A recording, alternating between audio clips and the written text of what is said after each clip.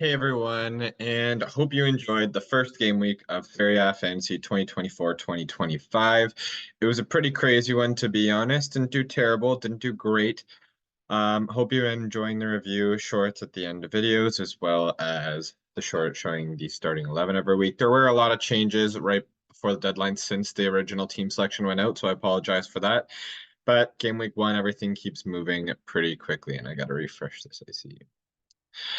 Um, But yeah, everything's updated now for the game week, so we're gonna get into the review. Please don't forget to like, subscribe, and we'll be on our way.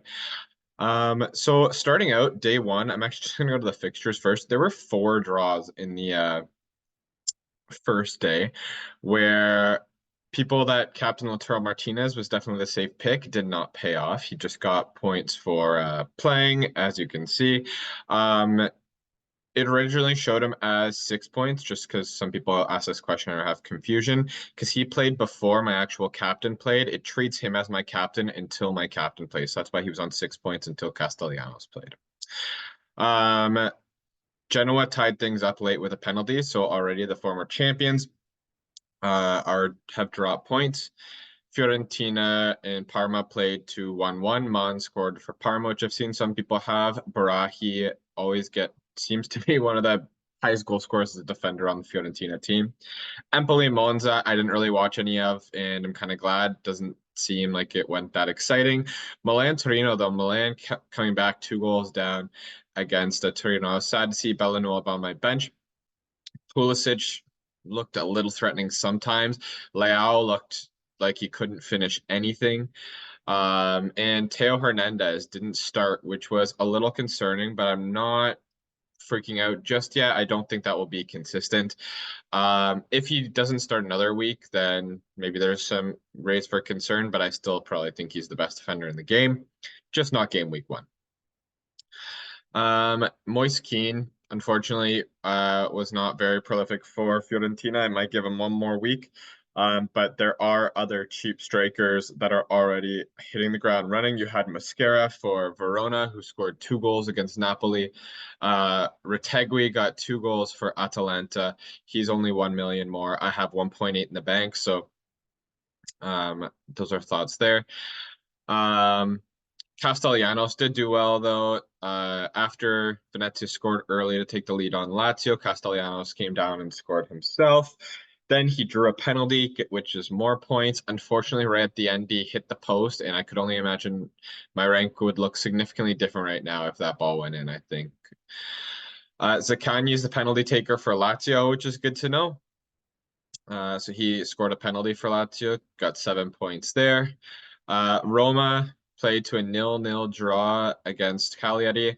Dobvik did start, didn't score. Sula started but didn't score. Dybala did get on the field, which I found a little weird. If he's for sure going, I feel like he just wouldn't be part of the team anymore at all. Same kind of thing with Tammy Abraham. He also got subbed on later, but maybe they just need the legs to give the guys a rest. Yildiz started my first bench spot, didn't, but he did sub in. I was very surprised to see Danilo not start the match. Mota has a very interesting 11, and the way they play it, I actually really like it. But it didn't have Danilo in the start. I'm going to ride another week again with these defenders 6.8 and 6.6. That's a little much for to be sitting on the bench at least. So I do want to try to act on that quickly if they're continuously not starting. But Yildiz did look attacking for the 4.8. I feel like he'll just be a player in people's teams all year long.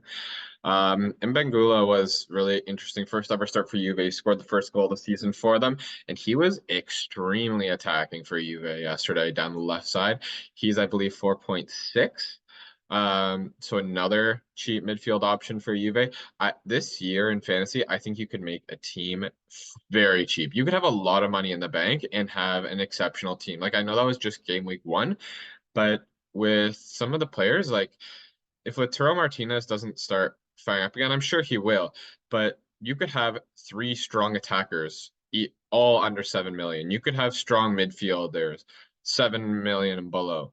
The defenders are probably where you want to be putting more of your money, just making sure you have standout players in the big teams. Spieler ended up doing well. Napoli, I 4 point. I think they just had the one clean sheet half. I think it was nil. Was it 0-0 at halftime? I feel it was 0-0 at halftime between Napoli and Verona. And Verona scored three, and that's why Di Lorenzo has 4 points. Already talked about Teo Hernandez, and DeMarco didn't have the goal contributions. Did get subbed out as per usual. Dumfries didn't start, so I'm glad I did make that switch to DeMarco because at least I got 2 points there. But I honestly would have rathered. It was a real shame seeing Bellanuova score so early in the game week, and then get buried third spot on my bench. But I'm just glad Danilo didn't sub in, so then I got those 10 points from Yildiz. Suzuki seems like a good pick at 4.0 as backup keeper, but I do imagine Svilar will be my starter most game weeks. But that's how my team did. That's kind of how the games went. Also, thinking Ederson may transfer him out for Brescianini at some point. He scored 2 goals for Atalanta. And I think Brescianini's 5.6, so maybe a little bit of an increase, but man, was he attacking. Like Ederson, you know what you get. You get that consistent 4 to 6 points every week, the odd goal. But if Brescianini looks this attacking, I definitely will be considering bringing him in as another Atalanta player. One thing to keep in mind, Bellanuova might be going to Atalanta himself, which I don't know if I'm completely thrilled with. But that's how my team looks. Let's look at how our league stacked up.